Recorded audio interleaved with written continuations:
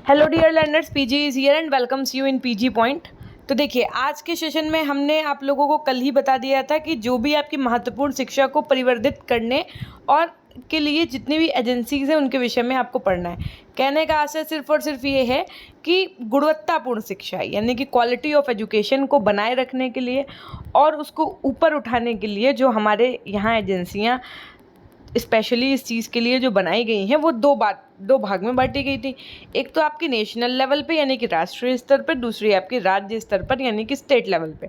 तो इस राष्ट्रीय स्तर पर यानी कि नेशनल लेवल पे आपकी कौन कौन सी आती, तो एनसीईआरटी हो गई आपकी, एनसीटीई हो गई आपकी और नैक, ये 3 हो गई। जो राज्य स्तर पर हैं आपकी, उनमें से आपकी एससीईआरटी हो गई और डाइट हो गई। ठीक, तो ये 2 और ये आपकी 3। अब याद रखिएगा, क्वेश्चन ये भी पूछा जा सकता है कि इनमें से राष्ट्रीय स्तर की एजेंसियां हैं।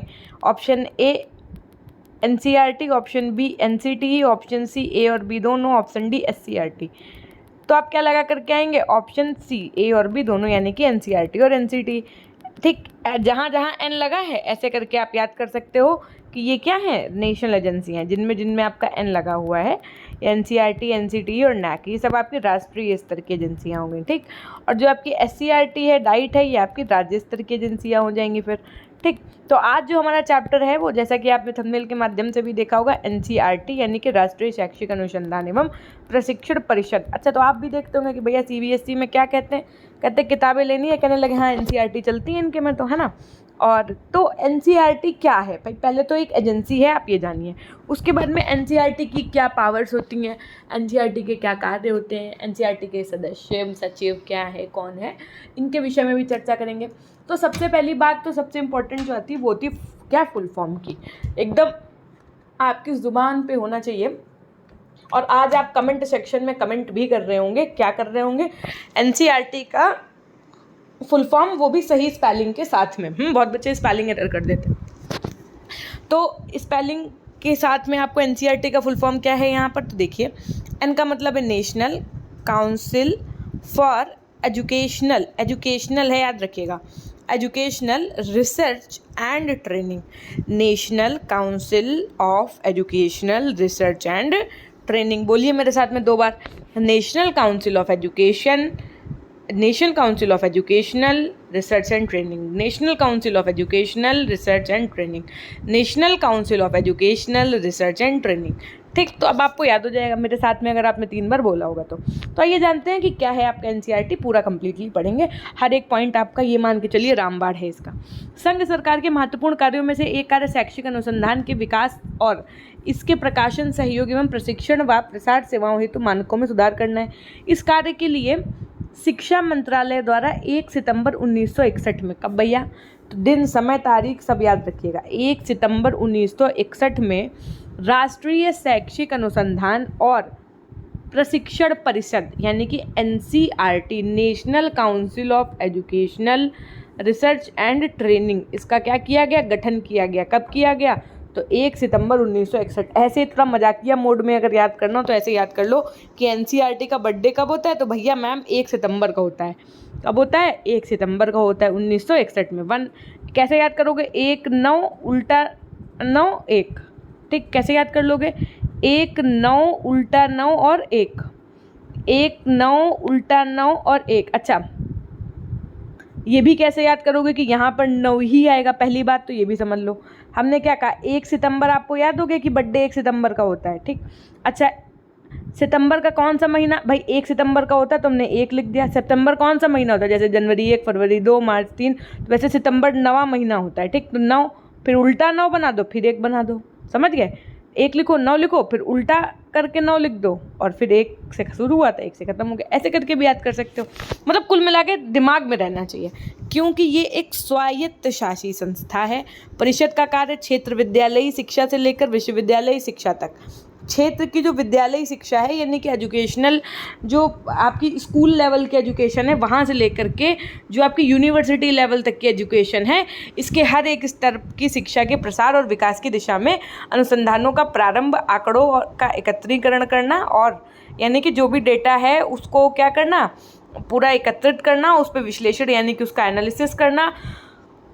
ठीक उनके परिणामों का प्रकाशन व आवश्यक सुझावों पर का दिशा निर्देश प्रदान करना इनका कार्य होता है। यानी कि सारे डेटा का एनालिसिस करना, पहले तो डेटा को इकट्ठा करना, आंकड़ों को एकत्रित करना, फिर उनका एनालिसिस करना, उसके बाद में उसका क्या रिजल्ट आएगा, उस पर क्या सुझाव दिए गए कि ये ऐसे नहीं ऐसे होना चाहिए, वो वैसे नहीं वैसे होना चाहिए। तो ये सब चीज़ें यहाँ पर एनसीईआरटी के कार्य होते हैं। इन क्रियाओं को ध्यान में रखते हुए परिषद राज्य सरकारों, विश्वविद्यालयों के शिक्षा विभागों एवं विद्यालयों के निकट संपर्क में रहती हैं।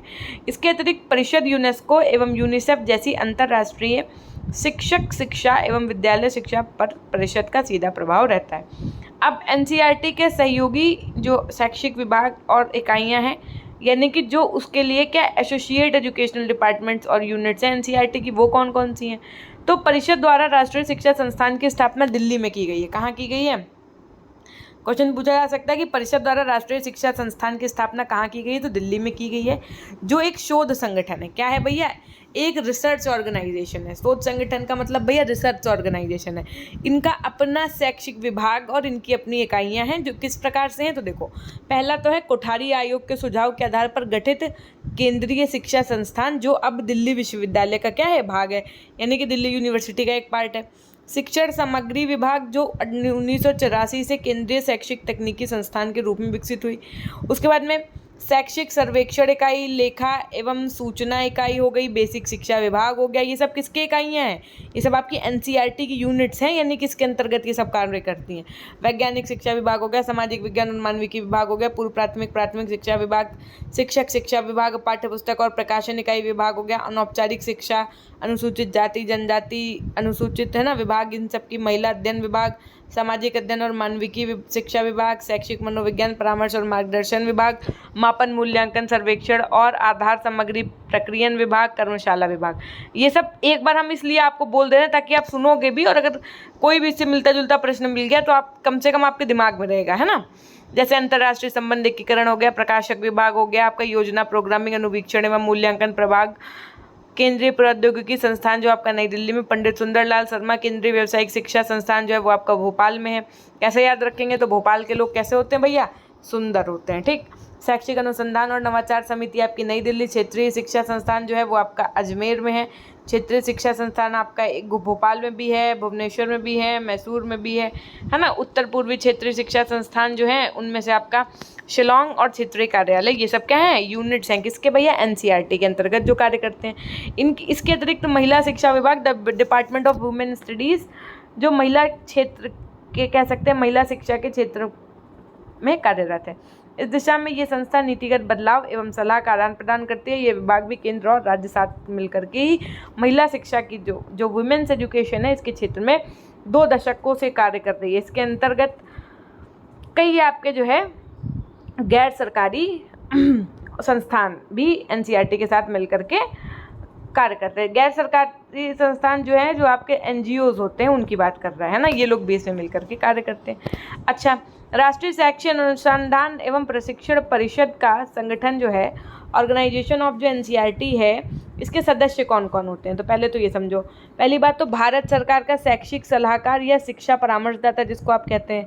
उसके बाद में अध्यक्ष होते हैं केंद्रीय मानव संसाधन विकास मंत्री, दिल्ली विश्वविद्यालय का कुलपति। ये सब क्या है? एनसीईआरटी के क्या हैं भैया?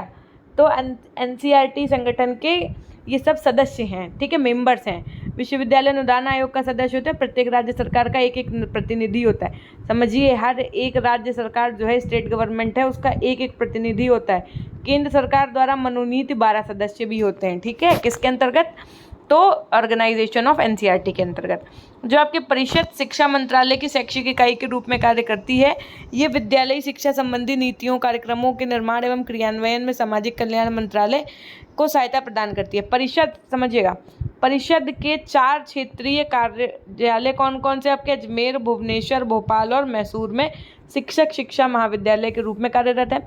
परिषद के 17 अन्य क्षेत्रीय कार्यालय भी अलग अलग जो आपके स्टेट्स हैं उनमें प्रेजेंट है। क्षेत्रीय कार्यालय राज्यों में चलाए जाने वाले कार्यक्रमों के संदर्भ में परिषद को सूचित करते हैं और परिषद द्वारा निर्मित कार्यक्रमों का राज्यों में क्रियान्वयन करते हैं। समझ रहे हैं? परिषद ही नई शिक्षा पद्धति जो आपकी एनईपी 2020 के अंतर्गत 5+3+3+4 जो पहले क्या थी 10+2+3 थी, इसके अनुरूप पाठ्यक्रम और विषयों का निर्धारण करती है। कौन करती है? परिषद। क्वेश्चन पूछा जा सकता है कि 5+3+3+4 के अनुरूप पाठ्यक्रम एवं विषयों का निर्धारण किसके द्वारा किया जाता है? तो परिषद के द्वारा किया जाता है। इसके अतिरिक्त विभिन्न स्तरों की हिंदी व अंग्रेजी माध्यम की पाठ्यपुस्तकों का भी प्रकाशन करती है। वर्तमान में राष्ट्रीय शैक्षिक अनुसंधान एवं प्रशिक्षण परिषद के कार्यवाहक निदेशक ऋषिकेश सेनापति हैं। कौन है भैया? तो ऋषिकेश सेनापति हैं, जिन्होंने 16 नवंबर 2015 को इस पद पर नियुक्त होकर इस परिषद का कार्यभार संभाला था।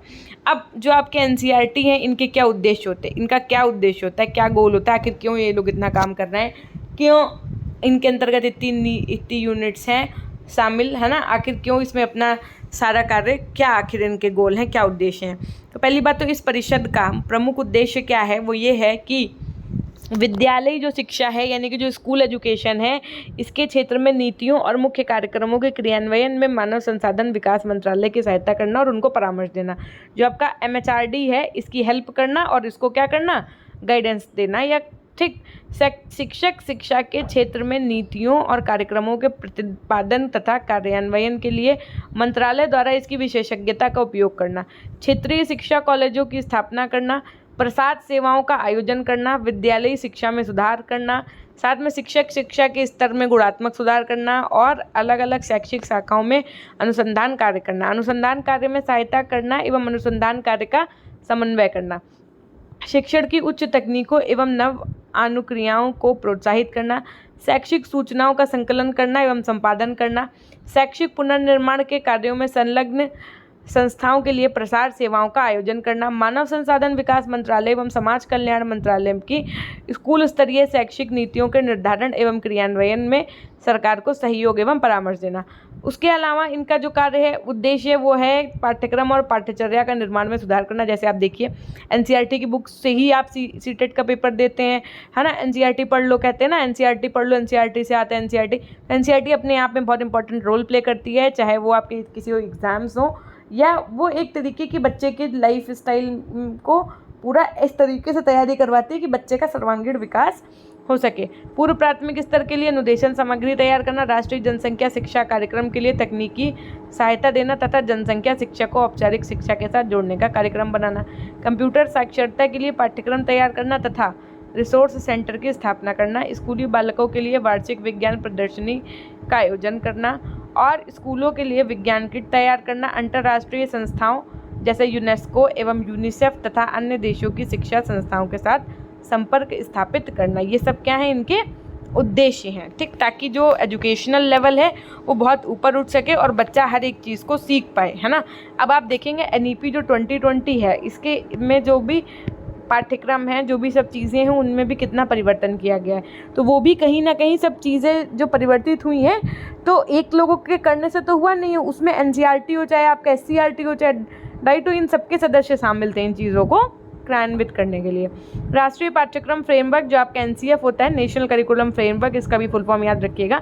इसका क्रियान्वयन, ये प्रायोरिटीज़ हैं, प्राथमिकताएं हैं NCERT की, है ना।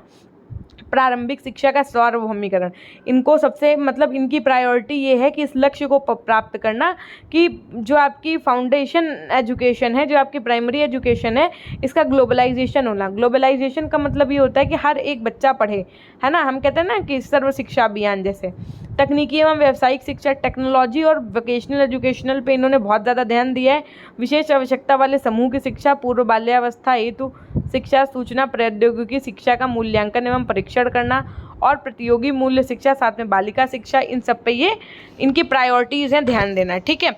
शिक्षा अधिगम अनुभवों का उत्पादन करना, शिक्षक शिक्षा में सुधार, सबसे इंपॉर्टेंट टीचर्स एजुकेशन में भी सुधार करने के लिए कार्य करते हैं। जैसे मैम हमने कहा, जैसे आपका बीएड है तो बीएड का भी करिकुलम चेंज होगा, सब जो भी चीज़ें हैं वो चेंज होंगी आगे चल के, है ना। 2030 के बाद केवल पता चले बीएड ही बचेगा 4 साल का, सब टीचिंग कोर्स खत्म हो जाएंगे, ऐसा NEP 2020 में कहा गया है।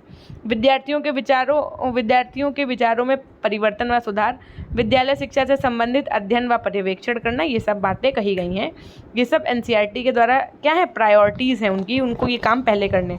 जो आपकी राष्ट्रीय शैक्षिक अनुसंधान और एवं प्रशिक्षण परिषद के कार्य हैं, अच्छा, जो आपके NCERT है ना, तो national council of educational research and training जो है इसके जो आपके क्या हैं कार्य हैं, वर्ग क्या हैं, तो इसके क्षेत्र में परिषद के कार्य विशेष महत्व वाले हैं। विद्यालयी शिक्षा के लिए संदर्भ, देखो विद्यालयी शिक्षा के संदर्भ में परिषद द्वारा किए जाने वाले शोध कार्य यानी कि जो रिसर्च वर्क हैं एक विशेष समिति द्वारा संपादित किए जाते हैं, जिसका नाम क्या है, शैक्षिक अनुसंधान एवं नवाचार समिति, educational research and innovation committee. ये समिति प्राथमिक शिक्षा के व्यवसायीकरण, वोकेशनल एजुकेशन, एक तरीके से किसमें, प्राइमरी लेवल पर इस ऐसे पाठ्यचर्या के विकास की दिशा में महत्वपूर्ण कार्य करती है। और क्या कार्य करती है, तो और इसके द्वारा किए जाने वाले कार्य क्या हैं, तो देखो पहली बात तो भाई पाठ्यचर्या यानी कि करिकुलम और पाठ्यपुस्तकों यानी कि बुक्स का निर्माण करना। ठीक, राष्ट्रीय प्रतिभा खोज जो आपके NTSI इसका फुल फॉर्म, सॉरी NTSE है ना, इसका फुल फॉर्म आप लोग हमें कमेंट सेक्शन में ढूंढ के बताएंगे, किसका NTSE का फुल फॉर्म बताएंगे। ठीक है, इसके अंतर्गत राष्ट्रीय स्तर की परीक्षा का संचालन करना, विज्ञान किट का निर्माण करना, शैक्षिक सर्वे रिपोर्ट का प्रकाशन करना, व्यावसायिक कार्यक्रम हो, आपका समाज उपयोगी उत्पादक कार्य हेतु मार्गदर्शन सामग्रियों का निर्माण करना हो, चाहे आपका अनुसूचित जाति जनजाति शिक्षा के विकास में कार्य करना हो, चाहे आपका पूर्व प्राथमिक शिक्षा कार्यक्रम हो, चाहे आपका राष्ट्रीय जनसंख्या शिक्षा कार्यक्रम हो, स्वास्थ्य और पर्यावरण शिक्षा से संबंधित हो, कंप्यूटर शिक्षा हो, विद्यालयी शिक्षा एवं शिक्षक शिक्षा के संदर्भ में नवाचारी प्रयोग एवं अनुसंधान हो, या राष्ट्रीय पाठ्यक्रम फ्रेमवर्क जो है आपका NCF इसकी पाठ्यवस्तु पाठ्यपुस्तक एवं शिक्षण सामग्री का निर्माण करना हो, शिक्षक शिक्षा प्राध्यापक नीति निर्माण करता हूँ तो संदर्भ सामग्रियों की व्यवस्था करना, इस तरीके से ये सब इनके कार्य होते हैं, है ना। तो राष्ट्रीय शैक्षिक अनुसंधान और जो प्रशिक्षण परिषद है आपका जो NCERT है, ये एक महत्वपूर्ण राष्ट्रीय संस्था है जिसने शैक्षिक अनुसंधानों, पाठ्यक्रम विकास, नवाचारी परीक्षा और मूल्यांकन व्यवस्था के क्षेत्र में अमूल्य योगदान दिया है और आगे भी देती रहेगी। तो देखिए जैसा कि आप देख पा रहे हैं, ये है आपका PG पॉइंट ऐप में आप केवल और केवल, अब हम यही कहेंगे आपसे, E-नोट्स पे जाइएगा। ठीक है, अभी मैं कोर्सेज भी दिखा दूंगी आपको ओपन करके। जैसे ही आप E-नोट्स खोलेंगे देखो तुरंत शूशटाक खुल जाएगा। यहाँ ये देखो आपको सी ऑल दिख रहा है, इस सी ऑल पे क्लिक करिएगा। जैसे ही आप सी ऑल पे क्लिक करेंगे, देखो मैंने क्लिक कर दिया, आपके सामने ऐसा इंटरफेस आ जाएगा। जैसे रील स्क्रॉल करते हो वैसे इसको ऊपर की तरफ आप स्क्रॉल करिएगा। स्क्रॉल करने के बाद में आपको यहाँ पर देखिए सब दिख जाएगा। जो आपका पेपर 3 है इसके ये देखिए आपको MCQs दिख रहे हैं। ठीक, यहाँ से आप देखो ये 650 MCQs हो गए। उसके बाद में इसी तरीके से आप देख पा रहे हैं 700 से भी ज़्यादा MCQs आपके किसके हैं, पेपर 2 के हैं। और नीचे थोड़ा सा आप स्क्रॉल करके आएंगे तो आपको यहाँ पर 1300 से ज़्यादा, ये जो 1100 लिखा है एक्चुअल में मैं कम ही लिखती हूँ, ये 1300 से भी ज़्यादा आपकी क्या है MCQs यहाँ पर आपके गिवन है। कितने भैया, 1300 से भी ज़्यादा। ठीक, तो अगर आपको इनको लेना है तो आप इस पर क्लिक करके अपना परचेज़ कर सकते हैं। ठीक, यहाँ ही पर आप फिर बैक आ जाओ, फिर बैक आ जाओ, फिर बैक आ जाओ। अगर आप कोर्सेज़ पे जाएंगे, यहाँ तो E-नोट्स में केवल MCQs मिलेगा। अगर आप कोर्सेज़ पे आएंगे तो कोर्सेज़ को क्लिक करिएगा। फिर यहाँ पर देखिए पेड कोर्स के बगल में सी ऑल दिख रहा है, एकदम सी ऑल पे क्लिक कर दिया मैंने। अब आप यहाँ पर देखो, आपको जो है जो आपका सेकंड पेपर है उसके आपको 1300 से ज़्यादा MCQs, ये तो EVS वालों का हो गया है ना। आप अपने लिए नीचे आइएगा, यहाँ पर देखिए आपको 4th सेमेस्टर दिख रहा है। 4th सेमेस्टर यहाँ पर आपको पेपर 2 का दिख रहा है। पेपर 1 और पेपर 2 का पूरा कोर्स भी प्रेजेंट है। कोर्स के अंतर्गत आपको क्या मिलेंगे, कोर्स के अंतर्गत पहली बात तो आपको नोट्स मिलेगा, नोट्स के साथ में आपको MCQs भी मिलेगा। ठीक, इस तरीके से हमने पेपर 1, 2, 3 के आपको, अगर आपका नहीं मन है नहीं मैम हम कोर्स नहीं लेंगे है ना, क्यों, तो आप सिर्फ E-नोट्स में आइए, सी ऑल पे आइए। जो आपके ये MCQs है ना ये आप ले लीजिए। मतलब मैं तो यही कहूँगी कि 100% इनके प्रैक्टिस कर लो और क्लासेस ले लो, बस उससे बाहर पेपर नहीं आना। अब देखिए इनके अलावा अगर आपको हमने पूरा दिखा दिया प्रोसीजर कैसे लेना है, बाकी जो हम कह रहे हैं उस पर ध्यान दीजिए। क्लासेस ज़रूर अटेंड करते रहिए, कुछ करो ना करो बेटा क्लासेस ज़रूर करो। जो बच्चा पूरी क्लासेस करके जाएगा विश्वास मानिए मज़ा आ जाएगा। कुछ बच्चे होते हैं ना जो एग्ज़ाम टाइम पढ़ते हैं, अरे यार ये सोचो कि इतना रुपये मम्मा पापा का खर्च हो रहा है तो कुछ नॉलेज भी तो हो। कल को आपको अगर कोई B.Ed वाला आपका जूनियर आपसे कुछ पूछ दे फ़ोन पे या कुछ भी, तो आप एटलीस्ट उसको समझा तो पाओ, है ना। तो क्लासेस ज़रूर अटेंड करिए। उसके अलावा जो हमने आपको MCQs कहा है वो और पढ़ डालो, रिवीजन कर डालो। और इन MCQs का रिवीजन ये नहीं कि एक बार करो, मल्टीपल टाइम आपको रिवीजन करना है। कितने बार? मल्टीपल का मतलब बहुत बार करना है। मान लो PDF लेने के बाद कोई इशू आ रहा है, तब मैम क्या करें? हाय हमारा पैसा बर्बाद चला गया। हमने कहा जब तक हम जिंदा हैं आपसे 1 रुपये बर्बाद नहीं होने देंगे आपका, है ना वेस्ट होने देंगे। तो PG पॉइंट ऑफिशियल हमारा इंस्टाग्राम अकाउंट है, आप हमें वहाँ मैसेज करो। कुछ नहीं कर पा रहे हो तो मेल है मेरी pgpoint100@gmail.com, आप हमें यहाँ पर भी मैसेज कर सकते हैं, ठीक है। इंस्टाग्राम से जुड़ जाइए क्योंकि वो अकाउंट हम ही देखते हैं, कोई भी दिक्कत होगी आपकी तुरंत समस्या का समाधान करेंगे, ठीक। ये थी एक छोटी सी जानकारी। बाकी सेशन कैसा लगा ये हमें कमेंट सेक्शन में आपको ज़रूर बताइएगा। अब जो हम आपको ये सेशन करवाएंगे, NCERT हो गया, NCTE हो गया, NAC हो गया, SCERT हो गया, डाइट हो गया, ठीक। ये 5 सेशन जो हैं, ये 5 सेशन माने ये एजेंसियाँ आपके लिए क्या है भैया? रामबाण हैं। क्या है? रामबाण है। यहाँ से आपके पेपर में 100 नहीं बेटा 200% क्वेश्चन बनेंगे, तो इसलिए बहुत अच्छे से चीज़ों को याद रखिएगा, ठीक। तो ये हो गई एक छोटी सी बात। अब हमने आपको NCERT पढ़ा दिया है। कल आपका सिस्टम क्या है? कल देखिए नेक्स्ट चैप्टर उसमें क्या गिवन है, वही वाला हम आपको पढ़ा देंगे। कल वाला चैप्टर जो है वो है आपका NCTE पे बेस्ड, यानी कि अब पहले हम जो आपकी राष्ट्रीय एक तरीके से एजेंसीज़ हैं, जो नेशन एजेंसीज़ हैं, उनकी बात कर रहे हैं। यानी कि अब हम ही आपको पहले NCERT आज पढ़ा दिए हैं। कल अब इसके बाद वाला जो वीडियो आएगा उसमें NCTE पढ़ाएंगे, उसके बाद वाले में NAC, फिर SCERT और डाइट एक वीडियो में आपको कवर अप करा देंगे।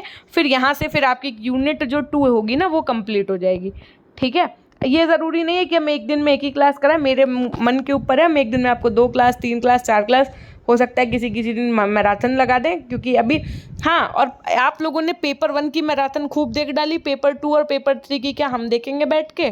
क्यों? पेपर 1 की मैराथन तो MCQs की इजी नोट से वाली जो है वो सबने देख डाली। पेपर 2 और पेपर 3 की क्या मैम देखेंगी? हमने अपने लिए बनाई है, तो फटाफट से वो भी देख डालिएगा। वो सब हमें एनालिटिक्स और व्यूज़ से पता चल जाता है कि कौन कितना अच्छे से पढ़ाई कर रहा है, कौन नहीं। और कमेंट सेक्शन में आजकल आप लोग बहुत एक्टिव हो गए, थैंक यू लिखते हैं, हमें ये चीज़ बहुत अच्छी लगी। तो thank you for each and everything. मिलते हैं हम आपसे नेक्स्ट सेशन के माध्यम से, तब तक के लिए अपना ध्यान रखिएगा। धन्यवाद।